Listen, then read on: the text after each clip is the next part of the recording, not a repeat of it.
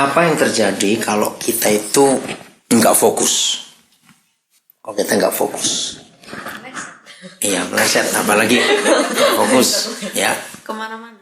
Ya kemana-mana. Atau kalau kita lihat mau foto, terus nggak kena fokusnya, nah itu yang bahaya.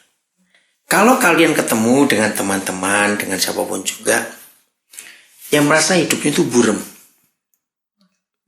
yaitu blur, nggak jelas, itu pasti sedang tidak fokus. Sederhana sekali. Ya, nah, orang yang seringkali pelin-pelan, confused, doubt, bingung, bimbang, itu pasti tidak fokus. Oke? Kenapa orang tidak fokus? Ayo, cuma ada satu penyebab. Kenapa orang itu bisa tidak fokus? Nggak tahu maunya apa. Bukan tidak tahu maunya apa, bukan. Simpel sekali penyebabnya. Ayo mikir. Bukan tidak tahu maunya apa, justru karena terlalu itu sampai tidak tahu maunya apa, ada satu ini. Gampang nyerah. Bukan. Nggak peka, terlalu rohani. Jangan bilang nggak peka. Jangan, bukan. Rasakan kehendak. Itu sama, terlalu rohani juga. Nggak pedulian. Bukan. Terlalu banyak yang dilihat.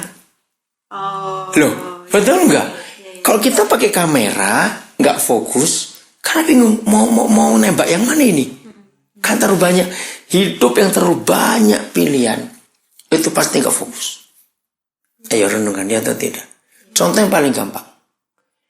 Orang ke supermarket atau ke pasar atau ke toko, kalau dari rumah tidak jelas mau beli apa, pasti ngapain di situ? Muter-muter. Nah, muter-muter. Terus bingung apa? Karena nggak fokus. Coba kalau dari rumah sudah fokus, aku cuma mau beli ini, ya sudah. Dia nggak akan bingung. Nah, ini yang banyak terjadi dalam kehidupan kita anak-anak Tuhan itu. Karena terlalu banyak pilihan dalam hidup itu. Dikejar lagi pertanyaannya, kenapa bisa banyak pilihan? Ya jawabannya karena maunya terlalu banyak. Mau ini semuanya. Nah, ternyata hidup Kristen juga seperti itu. Banyak orang kelihatan rajin ke gereja, banyak orang kelihatan aktif melayani, sibuknya luar biasa.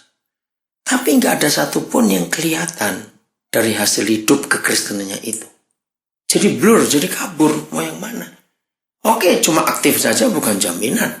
Betul tidak? Nah, hari ini kita akan belajar. Fokus kita harus cuma satu. Yaitu kepada apa yang Tuhan Yesus ajarkan. Dalam mana? Mungkin kita berkata, kan banyak ingin Tuhan Yesus ajarkan. Betul. Tapi doa dari doanya. Kalau kita ingat doa Bapa kami. Ada 3 permintaan di situ. Ya, 3. Coba sambil merenung 3 atau apa saja. Tapi ada 1 yang merupakan seluruh rencana Tuhan. Nah, kalau kita bisa fokus ke permintaan yang diajarkan Tuhan Yesus dalam doa Bapa kami, maka hidup kita akan fokus. Sebelum saya tiba ke Melbourne, Senin sore dari Jakarta saya ke Melbourne, baru tiba kemarin. Nah, minggunya itu saya pelayanan 4 kali di 3 gereja. Nah, itu ketemu dengan beberapa teman lama. Ada yang tahun 79 ketemu, ada yang tahun 85. Nah, bisa ketemu. Nah, salah satu pembahasan mereka waktu ketemu bilang, di antara banyak hamba-hamba Tuhan yang kami kenal sejak lama begitu, kenapa Koden bisa konsisten? Mereka bilang begitu. Nah, apalagi bulan ini saya akan mensyukuri 40 tahun saya jadi hamba Tuhan. Terus mereka cerita, teman ini, teman itu, semua banyak yang sudah meninggal, sudah jadi buka gereja ini segala macam. Nah, terus saya bilang kepada mereka, karena saya fokus kepada satu aja yang Tuhan ajarkan, itu doa Bapa kami. Artinya begini, banyak teman-teman hamba Tuhan yang dari awal pelayanan bareng-bareng saya dulu, tahun 70-an awal itu, banyak pindah-pindah pelayanan. Ganti-ganti semuanya itu. Nah, ini yang saya katakan pada mereka waktu itu. Karena saya hanya satu tujuan dalam pelayanan. Yaitu, datanglah kerajaan. Betul nggak? Kan itu permintaan yang pertama dalam doa Bapa kami. Mereka waktu itu minta, Tuhan ajari kami berdoa. Seperti murid-murid Yohanes belajar berdoa. Coba kalian baca dulu Lukas 11 ayat 1 dan 2. Lukas 11 ayat 1 dan 2. 11 ayat 1 dan 2. Ayo, salah seorang boleh?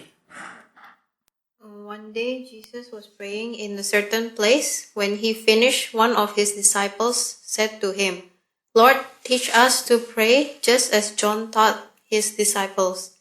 He said to them, when you pray, say, Father, hallowed be your name, your kingdom come. Ya, terus cukup sampai situ. Lihat situasinya menarik sekali. Ketika Tuhan Yesus selesai berdoa, ternyata mereka itu surprise. Berarti selama ini kenapa Tuhan gak mengajari kami berdoa?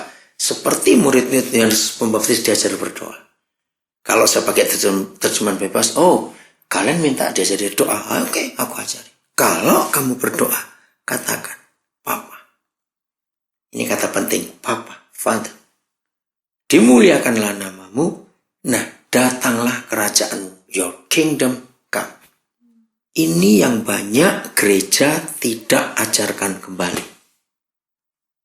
Salah satu sebab yang paling kacau, ketika gereja tidak stuck istilahnya, tidak konsisten kepada satu permintaan Tuhan Yesus, datanglah kerajaanmu, maka gereja jadi alat perpecahan.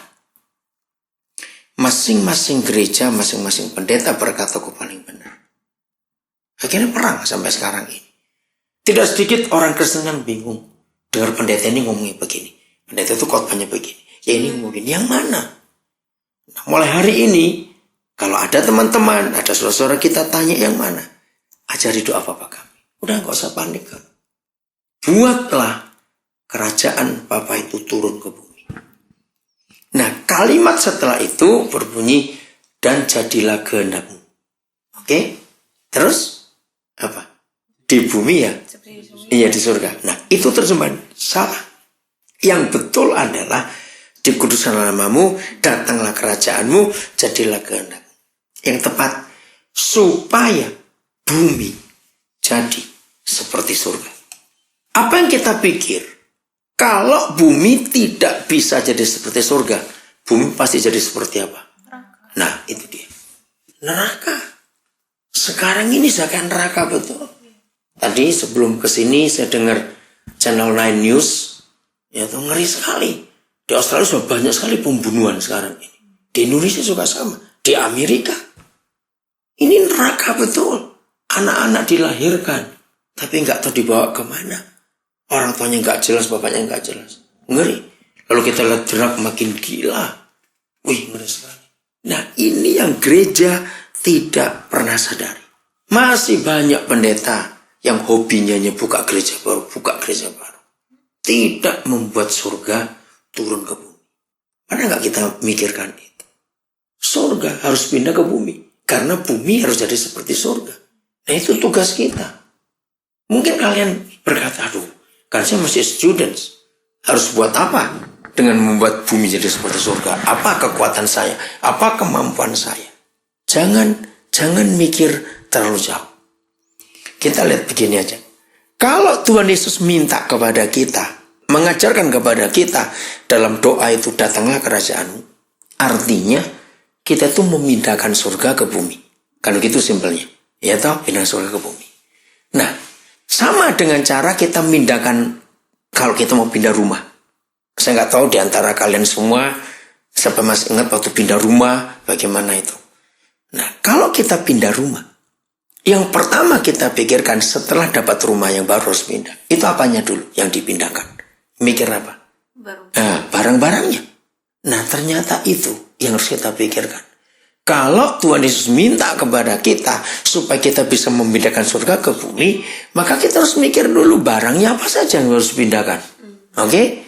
Nah, Alkitab menjawab. Coba kita buka. Roma 14 ayat 17. Sederhana sekali. Roma 14 ayat 17. Ini yang kita harus pikirkan. Bagaimana surga itu bisa pindah ke bumi. Ya, silakan saya mau baca Roma 14 ayat 17.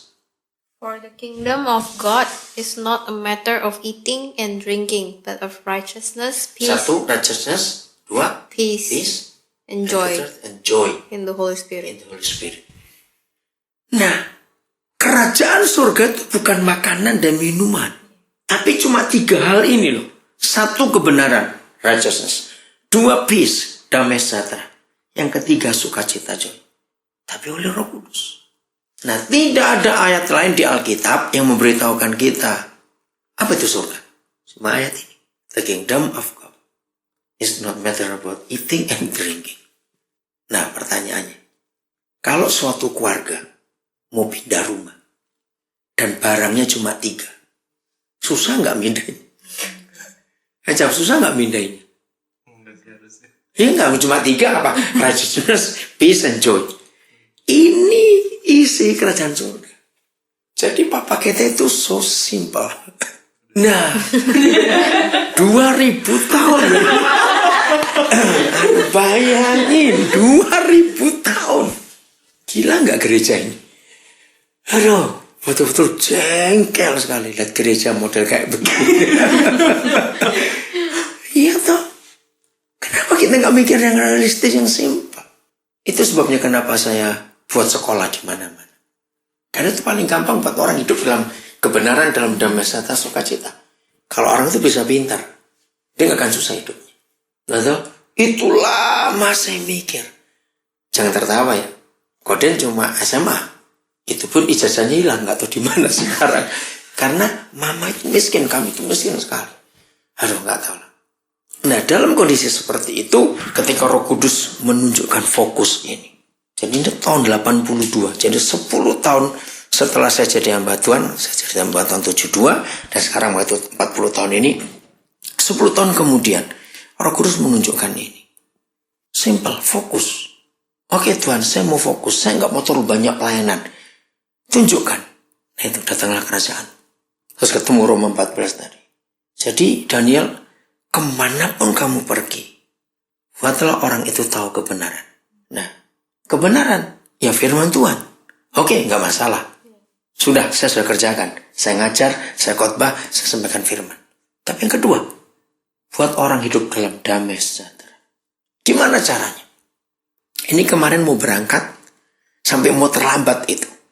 Karena ada satu ibu janda, punya 1 anak saja. Nah itu dengar dari temannya, kalau saya punya sekolah, dan siapapun anak yang fatherless khususnya bisa sekolah. Dan memang saya fokuskan untuk anak-anak fatherless, anak yatim itu, yang gak punya bapak. Nah, dia ini cuma tukang cuci pakaian, ibunya ini. Nah, rupanya dia terlambat. Aduh, jam 2 saya tunggu. Telepon, ternyata mati. Sudah jam 3 kurang. Pesawat jam 5 loh, take off. Ini jam 3, masih di Tanjung Duren, di Greenville. Bayangkan macetnya itu. Harus serba salah nih, bagaimana? Ditunggu salah, dia nggak ditunggu salah. Akhirnya terpaksa harus tinggal. Harus jam 3. Wah, keluar dari Tanjung Duren, mau sampai ke Citralnya jam 40 menit, bisa bayangkan. Aduh, jadi lolos masuk pintu tol yang di Manitola Autometen itu jam 4 kurang 20. Sopirnya bingung. Wah Pak, jam 5 ini internasional. Ya sudahlah, saya bilang nggak dapat ini ya, next flight atau bagaimana. Oke. Habis mau gimana lagi? Wah, tapi luar biasa. Sampai jadi kesaksian bahasa sopirnya. Wah Pak, kalau saya sudah deg-degan, Bapak kok kelihatan santai, masih nelfon, main SMS katanya. Oke. Ya hidup saya itu sangat gampang Pak. Kesempatan nginjil dengan dia. Jam 3.40 baru lolos itu. Bisa nyampe itu jam 4.10. Bisa itu. Ternyata sepi yang tol di situ. Jam 3.40 toh, ini jadi lolos dari pintu tol cuma 30 menitan. Enggak kebut juga karena jalannya lancar. Oke, enggak ada masalah. Nah, jadi saya masih ngurusin orang seperti itu. Sampai airport, saya ditelepon, aduh Pak, baterai saya tadi mati. Aduh maaf gitu. Oke, cepat Ibu hubungi kepala sekolah saya. Ceritakan kasus ini. Jadi saya SMS dulu kepala sekolah SMP, anak masih SMP. Jadi, kenapa terlambat? Ternyata anak saya jadi kondektur. Waduh, kasihan. Istilah narik itu angkot itu, yaitu untuk biaya dia buat hidup. Ya udah gak apa-apa. Nah, terus baru tadi pagi, saya dapat SMS dari kepala sekolah. Oke, kami bisa terima anak itu. Asal cepat dia berangkat. Ya udah, Terus yang tim Jakarta, saya cepat urus anak ini, bagaimana cara bisa berangkat. Simpel tuh membuat orang hidup dalam damai sejahtera. Ibunya itu bilang terima kasih. Nah, sudah beres tadi ini. Siang-siang tadi ibunya SMS. Pak, tadi saya ini ke pasar, disuruh majikan saya. Ternyata ketemu satu ibu-ibu penjual di pasar. Dia suka janda, anaknya perempuan SD kelas 5. Nggak nyanggup nyekolahkan. Bapak bisa terima nggak? Bayangin. Belum kenal ini. Yaudah, sebenarnya ini nomor telepon kepala sekolah SD kami. Beritahu di sana. Di Nabirin, di Papua, di Jakarta. Ini orang di pasar Kopro katanya. Oke, suruh SMS ke sana. Ini saya belum dapat kabar. Berarti masuk kesaksian ini. Buatlah orang itu hidup dalam damai sejahtera. Jadi saya tuh menerima banyak anak-anak sekolah seperti itu. Dengan 30 Juli kemarin, saya berangkatkan satu anak. Dia SMP lulus, tapi nggak bisa sekolah. Dia ikut neneknya. Tinggal di daerah Taman Sari. Waktu saya suruh tim cari rumahnya, aduh, susahnya luar biasa. Lebih susah daripada jadi Fatini, katanya susah tadi itu. Rino. Ya saya telepon ini cuma tanya RT, aduh saya nggak tahu. Coba telepon orangnya, handphonenya mati. Ya sudah, kamu tunggu dulu. Mungkin lagi di charge. Saya betul bisa dapat ketemu dengan neneknya. Dia cerita, oke, bisa dibawa bisa. Langsung bisa sekolah di negeri 1 SMA. Walaupun masuk terlambat. Jadi berangkat tanggal 30, 31 baru. Sampai tanggal 1 Agustus baru dia sekolah. Nah baru seminggu ini. Pas hari Rebo dia masuk sekolahnya. Nah ternyata anak itu, tantenya itu SMS saya. SMS, akhirnya saya telepon. Karena SMS-nya menarik. Pak, terima kasih. Ini pertama kali saya melihat kemenangan saya hidup. Kan bingung, tadinya mati itu gimana? Nah, saya jadi tertarik mau telepon. Kenapa ada kata itu? Saya kaget. Dia jadi cerewet baru seminggu ini. Maksudnya, selama ini dia itu anak pendiam sekali. Dia pemurung. Baru seminggu dia masuk sekolah. Sudah berubah, langsung jadi ketua kelas dia. Karena paling ramai di kelas itu. Makanya itu kenapa? Paling ramai jadi ketua. Justru kan dipercaya, bukan teman-teman milih. Luar biasa bukan? Waduh, dengar itu mengharukan sekali. Maka itu sebagai gereja, buatlah surga itu turun ke bumi.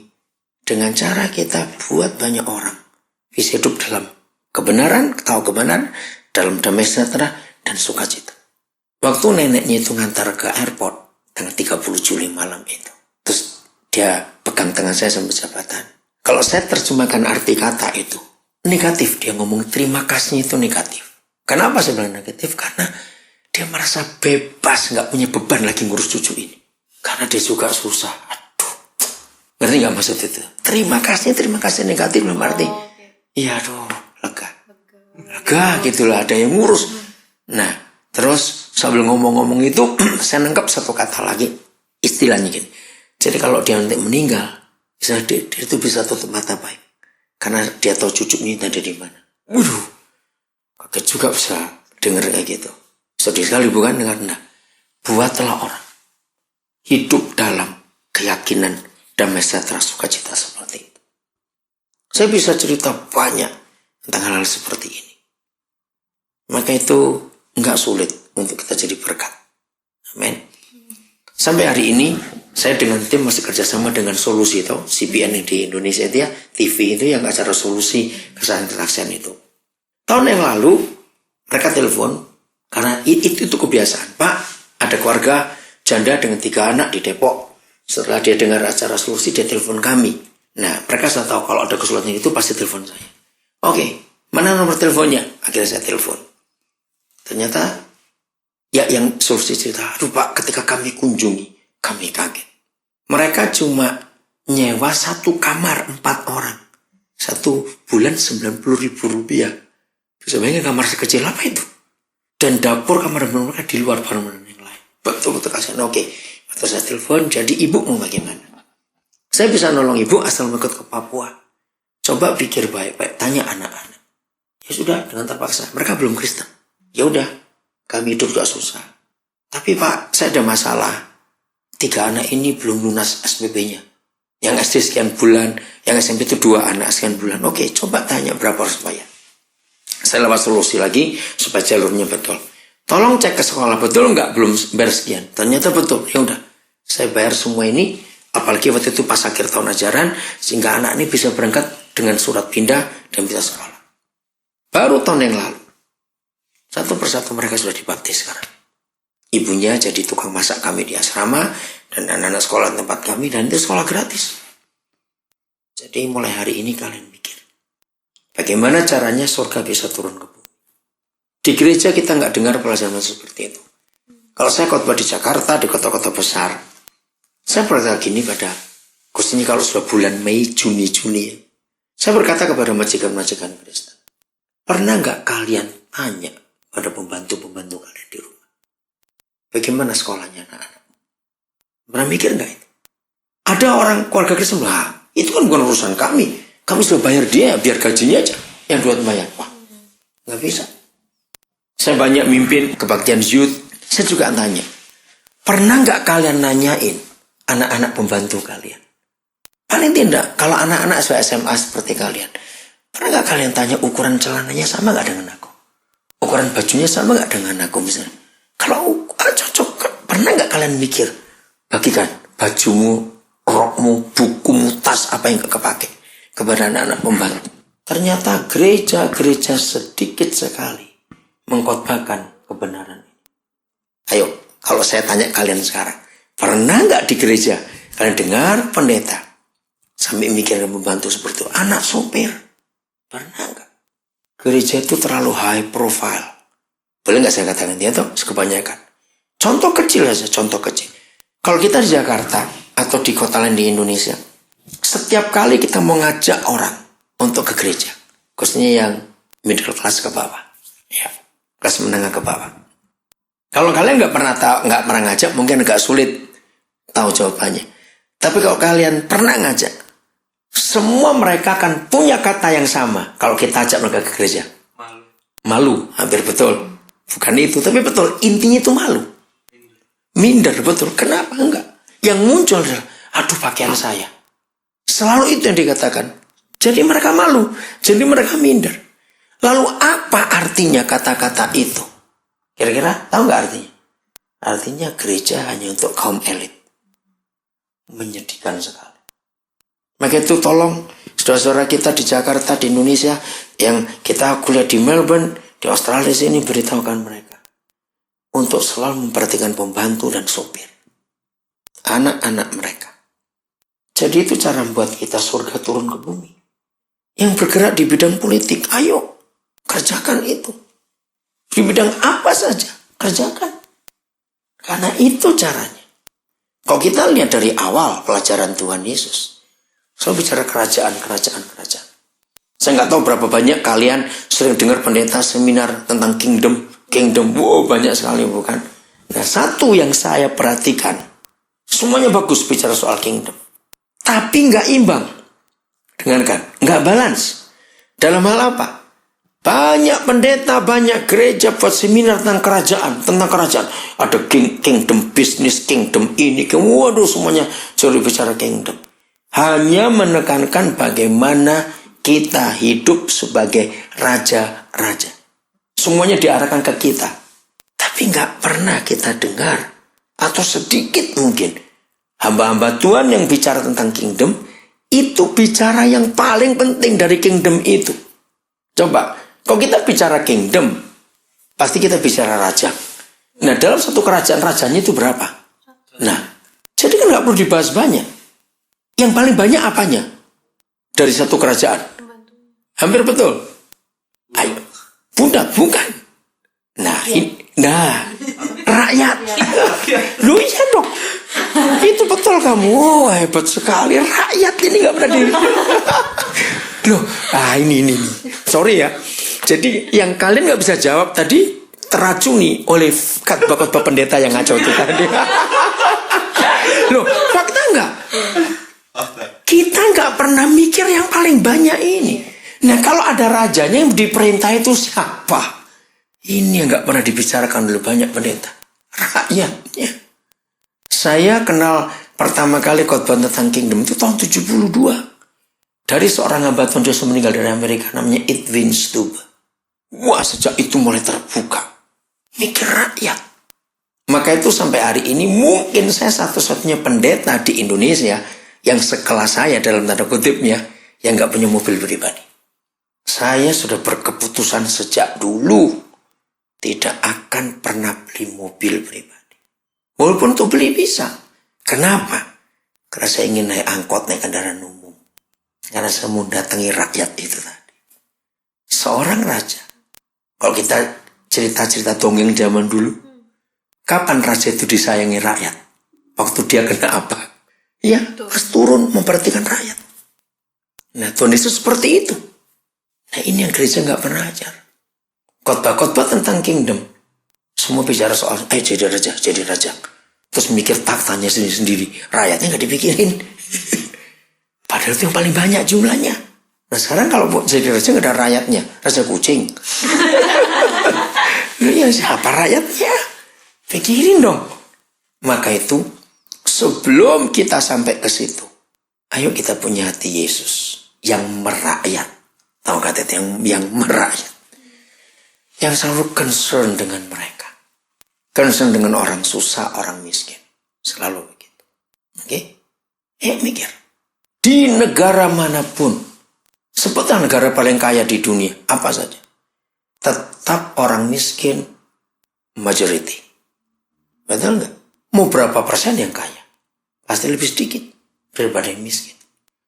Jadi di negara mana saja, kita harus bicara tentang orang-orang miskin itu. Jadi sambil kalian kuliah di sini, mulai mikir, nanti kalau aku lulus, aku selesai mau ngapain? Oke, ada yang bisnis, silakan. Tapi ingat, ada orang-orang miskin.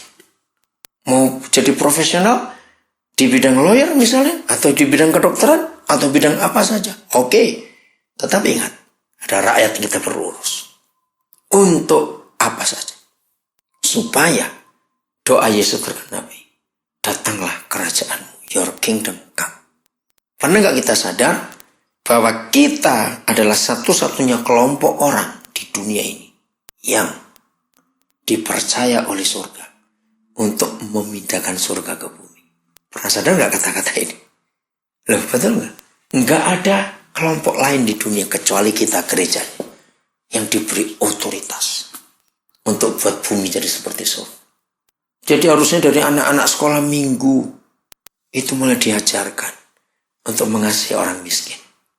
Dari anak-anak sekolah minggu harus mulai diajarkan mereka mengasihi orang-orang susah.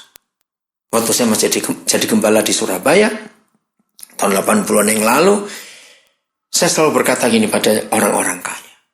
Minimal 3 bulan sekali, anak-anak kalian suruh ngumpulin barang-barang mereka yang sudah gak kepake. Entah kaos kaki, entah buku, entah mainan, entah tas, entah sepatu. Kan pasti beli terus, bukan namanya orang kaya. Lalu, mereka tanya, lalu mana? Minta tolong sopirmu atau pembantumu atau siapapun juga, cari daerah-daerah kumuh, daerah-daerah miskin di kotamu. Cari anak-anak yang seusia anak-anak. Dan suruh bawa barang-barang itu. Anak-anakmu ya bawa. Kasih ke anak-anak yang seusia mereka. Waktu itu saya turun langsung ngajarin mereka. Karena satu kali saya masih ingat. Di satu kampung namanya Kampung Malang Kulon di Surabaya ini. Anak ini gak berani masuk. Kenapa? Karena pas saya lagi sampai situ, mereka lagi masak. Kaget. Ternyata masaknya di kamar mandi. Karena gak ada tempat, rumah kecil. Oh sebentar saya matikan dulu, bawa keluar. Anak itu. Bayangkan orang kaya lihat begitu. Kayak mau muntah, mau apa. Tapi hasilnya orang tuanya cerita. Sejak hari itu anak-anak itu bisa menghargai makanan. Dan usung-usung anak itu mulai sadar. Itu cara saya membuat anak-anak sejak kecil tahu menghargai orang. Yang kedua, saya ajari mereka. Untuk anak-anak itu khususnya masih SD ya. Nanam sayur. Entah tomat, entah jagung, entah bayam, entah apa. Yang tanaman semusim aja, jangan tanaman tahun. Nah, pakai apa? Pakai baskom-baskom besar, ember-ember itu. Kasih tanah. Nah, saya cari orang tuanya. Suruh mereka buat perlombaan. Siapa yang paling subur tanamannya. Nah, suatu kali ada laporan. Nangis. Om, lu kenapa nangis? Ya, saya mati. Lu kenapa mati? Pikirnya sudah cepat. Siramin banyak-banyak. Ya busuk. Lucu jadi. Ya udah mati. Nah, dia cari. Setelah itu semuanya lewat, saya tanya orang tua masing-masing, apa yang anak-anak kalian pelajari setelah panen? Jadi setelah panen, saya suruh mereka masak sendiri. Minta ajari pembantu di rumah. Entah dicat atau diapain, terserah. Ayo buat perlombaan itu. Kata-kata dari orang-orang tua secara umum saya kumpulkan itu. Satu, mereka menghargai kehidupan. Ternyata susah ya. Mau makan ini saya nanam itu berapa bulan, berapa minggu. Nah, itu dia. Bisa menghargai para petani. Mereka nggak seenaknya makan, nggak suka terus dibuang. Itu luar biasa hasilnya. Besok kalau kalian punya anak, ingat begitu ya. Supaya mereka itu belajar. Loh ya? Belum udah obat. Loh iya, Pak. Seru itu. Terserah apa saja yang semusim, yang semusim. Dan itu menolong sekali. Aduh, kalau setelah saya nggak jadi gembala, saya sudah keliling itu, mereka masih cerita apa namanya. Dan anak-anak malah sudah besar sekarang, sudah 2 bulan lebih, ada sudah menikah. Mereka akan ingat pelajaran itu untuk diajarkan ke anak-anak mereka juga. Jadi kesimpulannya, banyak gereja khotbah tidak praktis. Betul nggak? Terlalu teologis, terlalu teoritis, sehingga nggak tahu mau aplikasi bagaimana nih firman Tuhan. Terlalu bingung. Jadi mulai hari ini, setelah kita mendengar firman ini, belajar untuk hidup sesimpel mungkin. Ya, kalau kita bisa hidup sesimpel mungkin, maka firman itu gampang diaplikasikan. Dan orang gampang ngikuti. Pasti. Itulah kerinduan Tuhan. Supaya kasihnya dikenal oleh semua orang. Oke, saya tanya satu lagi. Kalau kita melihat seluruh Alkitab, terlalu banyak ayat. Oke, kalau ada orang tanya kepada kita, tunjukkan kepada saya satu ayat saja. Tapi itu mewakili seluruh Alkitab. Ayat mana? Satu ayat saja. Dan itu menunjukkan itulah isi Alkitab. Dan itulah hati Bapa kita di surga. Yohanes 3:16. Iya, betul. Yohanes 3:16. Ini serius itu. Karena itu intinya, esensinya Alkitab. Kenapa sampai ada Alkitab? Kenapa Papa terlibat begitu hebat dengan sejarah dunia ini? Yaitu tadi. Karena begitu besar kasihnya kepada manusia di dunia ini. Sehingga dia memberikan Yesus. Supaya yang percaya kepada dia. Nggak binasa, nggak mati, tapi berhidup yang kekal. Nah, masalahnya. Bagaimana ayat itu bisa dikenal orang? Kalau kita cuma mentang-mentang ngomong, hei sini, aku mau ngomong. Begitu besar kasih Tuhan di dunia. Orang tuh bingung, apa itu? Iya tak? Kalau cuma ayat itu saja, orang nggak jelas. Nah, ayat itu, Yohanes 3:16 itu diterjemahkan di Lukas 15. Siapa masih ingat Lukas 15? Isinya tentang apa? Ayo Lukas 15, cepat kalian lihat. Lukas 15 tentang apa? Ya, ayo apa lagi? Ayo. Terus, masih nggak pernah tahu kalian? The lost sheep. Nah, terus apa lagi? The lost coin. Tentang anak yang hilang. Iya. Oke, apa lagi? 3 anak. Ada 3 hal ya. Iya. Nah, lihat itu. Semuanya tentang yang hilang. Tapi happy ending. Betul nggak? Karena semuanya ketemu. Nah, Lukas 15 itulah explanation dari John 3:16. Bagaimana kasih Papa bisa diterima dan dirasakan oleh seluruh dunia? Ya, kita harus pergi cari mereka. Itu nomor 1. Yang hilang tuh domba yang hilang. Kita pergi cari mereka. Bukan mereka suruh datang ke kita, tidak. Kita yang cari. Nah, yakinkan semua teman-teman kita di gereja untuk selalu mikir the lost. Yang hilang itu loh, kita harus cari mereka dengan berbagai macam cara. Maka kalau kita mau bergerak seperti itu, surga turun ke bumi.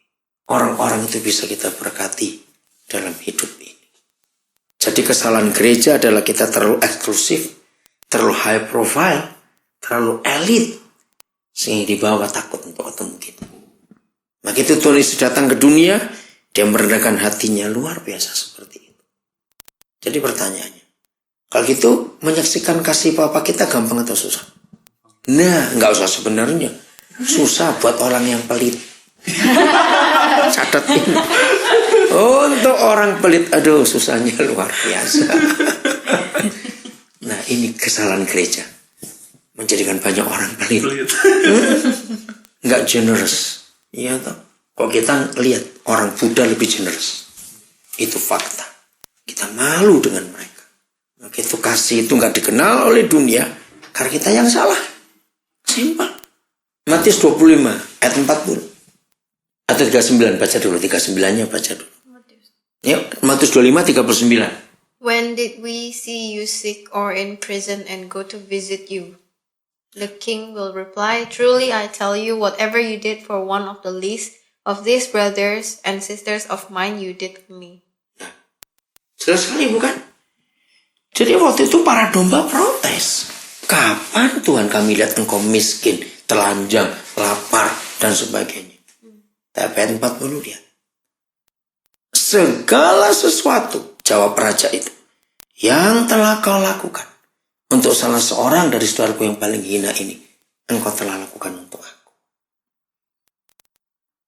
Selama ini banyak gereja salah dalam konsep melayani. Ayo kita melayani Tuhan. Saya lihat kamu sudah 3 bulan di gereja ini. Kenapa kamu nggak mau terlibat pelayanan? Kan seringkali ada pertanyaan seperti itu. Itu konsep yang salah. Kalau kita melayani Tuhan Yesusnya, itu aja sudah salah. Loh, salahnya di mana? Pasti kaget. Masih ingat? Berapa kali Tuhan Yesus berkata gini kepada kita? Nanti di rumah cari ayatnya. Aku datang bukan untuk dilayani. Ya sudah. Tapi untuk melayani. Kan lucu gereja ini. Dia sendiri berkata, aku datang bukan untuk dilayani. Lalu ngapain kita sibuk-sibuk melayani dia? Nah kalau gitu apa itu arti pelayanan? Ya Matius 25 ayat 40 tadi. Segala sesuatu yang telah kau buat untuk salah seorang dari saudaraku yang paling hina itu, telah kau buat untuk aku. Itu ada 6 kelompok. Nanti cari sendiri ya. Telanjang, sakit, lapar, haus, orang asing, di penjara. Janda enggak di situ. Ya itu masuk orang miskin itu kali ya. Jadi harus kita menemui mereka. Amin. Kita harus jadi berkat buat mereka. Iya, sudah salah. Kalau tidak, kita salah. Iya, sudah. Dalam hal apa kita berkata melayani Tuhan?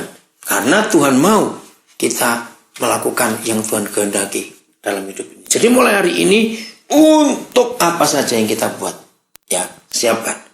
Selalu mikir orang-orang yang dikasih Tuhan Yesus. Ingat, saudara Yesus yang paling hina itu adanya nggak di gereja, tapi ada di luar gereja. Dan kita harus jadi berkat buat mereka semua. Jadi apa saja, entah kalian mau jadi businesswoman atau jadi apa saja, yang penting kita jadi berkat. Siapkan. Jadi nanti kalau menikah, ya cari orang yang sevisi, jangan sampai salah. Kalau nggak sevisi pasti hancur. Iya, panggilan itu jadi rusak semua itu kalau nggak sevisi. Iya toh? Itu selesaikan. Apa? Nggak usah nikah, lain lagi ceritanya. Ya, banyak orang yang saya kenal, aduh sayang, hancur hidupnya karena salah menikah. Contohnya sevisi itu maksudnya kayak? Ia punya hati yang sama. Contoh paling gampang, kalau kalian adalah orang yang generous, selalu ingin membagikan kasih Tuhan, lalu dapat suami atau dapat istri yang pelitnya minta ampun. Waduh, apa nggak perang terus itu? Nah itu dia, contoh kecil. Tuhan panggil saya ke Papua, jelas itu.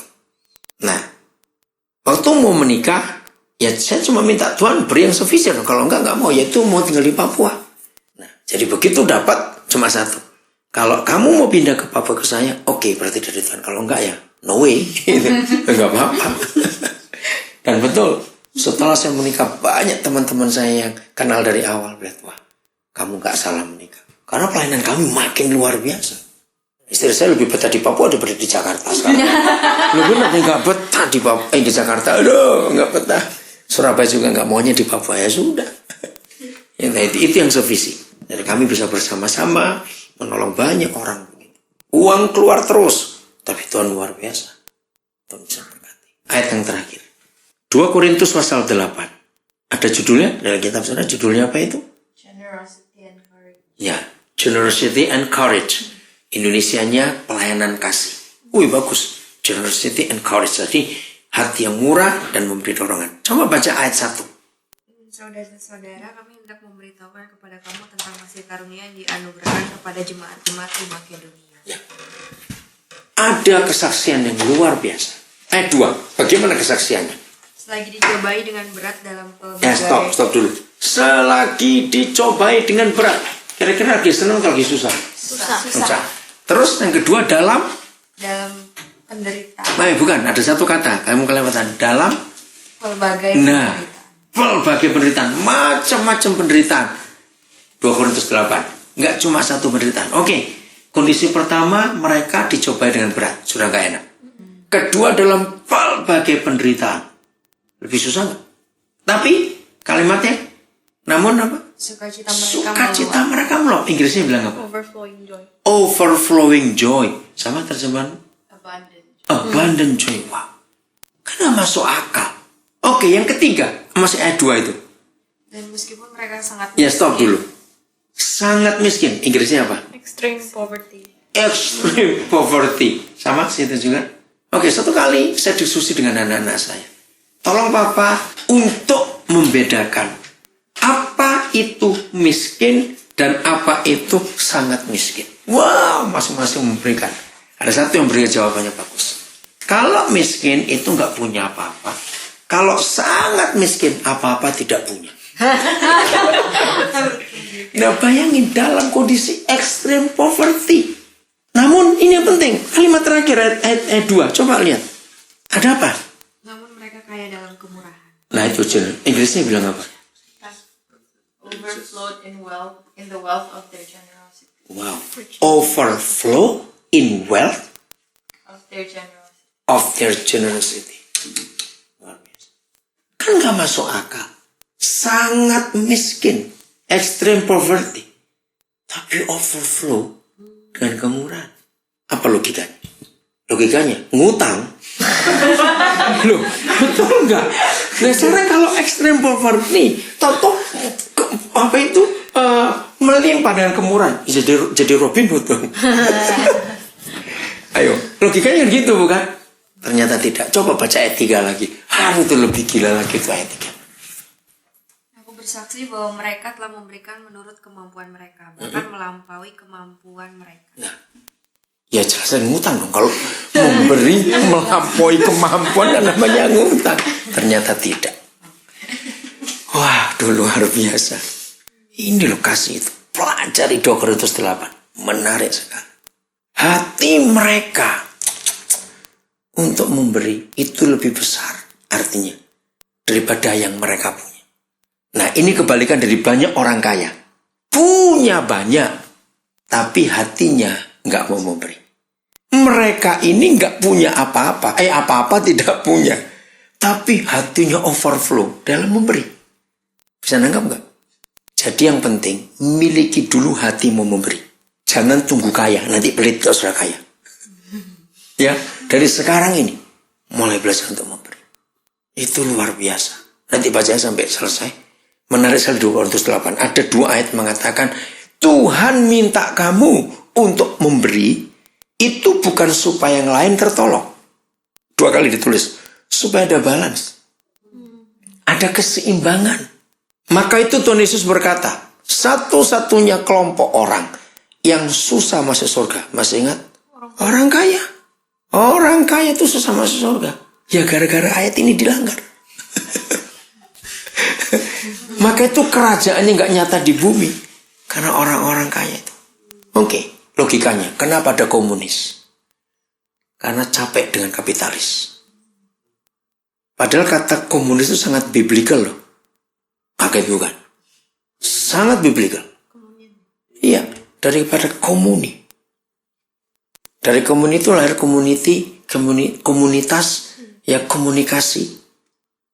Holy Communion. Maka fahamnya komunisme. Itu karena jeritan Karl Marx. Karl Marx itu orang Kristen, orang Katolik dia. Yang marah kepada gereja waktu itu. Kan zaman itu kan Eropa lagi perang-perang terus. Kemiskinan luar biasa. Tapi gereja kaya raya. Wah, Karl Marx berteriak. Kenapa kamu gak mau berkomuni dengan rakyat? Seperti Yesus mau turun dari surga berkomuni dengan kita orang berdosa. Jadi pertama itu benar komunis itu. Lihat kenapa ada revolusi Prancis. Sampai rajanya dan ratunya diguilontin itu. Karena banyak orang miskin. Rakyat protes. Kerajaan kaya seperti itu. Itu sejarahnya. Akhirnya revolusi di mana-mana. Maka itu mulai hari ini